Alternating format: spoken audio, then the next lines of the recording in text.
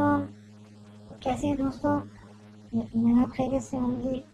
معافی چاہتی ہوں کہ کافی عرصے تک غائب نہیں ہوں، اس کے بعد پھر آپ کے لیے میں کوئی ویڈیو لے کر آ رہی ہوں۔ دوستوں، ہم لوگوں نے گزشتہ جو باتیں کی تھیں، گزشتہ جو ہم لوگوں نے ڈسکس کیا تھا، اس میں مردوں سے ریلیٹڈ جو ایشوز تھے، اس میں عورتوں سے ریلیٹڈ ایشوز تھے۔ اس بار جو ہمارے پاس ایک سوال آیا ہے، وہ سوال آیا ہے ایک آدمی کی طرف سے، یعنی ایک حضرت کی طرف سے آیا ہے، اور وہ اپنی بیوی کا ایک انتہائی عجیب مسئلہ ڈسکس کر رہے ہیں۔ وہ مسئلہ یہ ڈسکس کر رہے تھے، کہتے ہیں کہ میری بیوی کو گزشتہ 1 سال سے ایک نہایت عجیب و غریب عادت ہو گئی ہے۔ جنسی عمل کے دوران وہ اکثر سو جاتی ہے۔ کیا آپ کو اس بات پر یقین آئے گا؟ وہ آخری مرحلے میں فی الواقع خراٹے لینے لگتی ہے اور مجھے اس پر جھنجھلاہٹ ہوتی ہے۔ ایسا تو نہیں ہے کہ اس کو جنسی عمل میں دلچسپی نہیں رہی؟ میں نے اس سلسلے میں گفتگو کرنی چاہیے، لیکن یا تو اس نے اس سوال سے گریز کیا یا صرف اتنا کہہ دیا کہ میں تھک جاتی ہوں، بتائیے میں کیا کروں؟ تو اس کا جواب یہ ہے کہ ایسے حالات میں عموماً کوئی بھی آدمی یہی محسوس کرے گا جیسا کہ آپ کر رہے ہیں، کہ اس کی بیوی کو جنسی عمل میں دلچسپی نہیں رہی، حالانکہ واقعہ اس کے برعکس ہے۔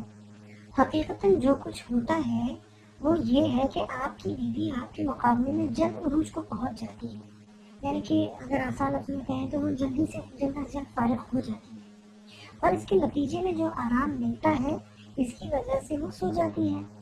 جو عورتیں کسی قدر قربا ہوتی ہیں اور گھر کے کام کاج میں زیادہ لگی رہتی ہیں، ان میں یہ رجحان پیدا ہو جاتا ہے۔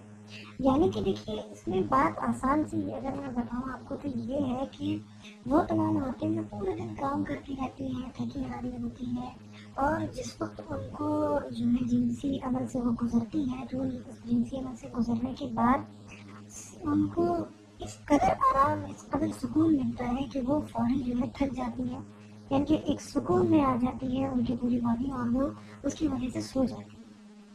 ویسے جہاں تک آپ کا معاملہ ہے تو چاہیے کہ مجامعت سے پہلے دل لگی نہ کریں اور جنسی عمل کے دوران بظاہرہ پر کم دباؤ ڈالیں، تاکہ زیادہ تحریک سے بچا جا سکے۔ اس سے اس کے غلبہ شہوت میں تاخیر ہوگی، اور اس کے نتیجے میں غلبہ شہوت کے بعد جو آرام ملتا ہے یا تھکن ہو جاتی ہے وہ بھی مؤخر ہو جاتی ہے۔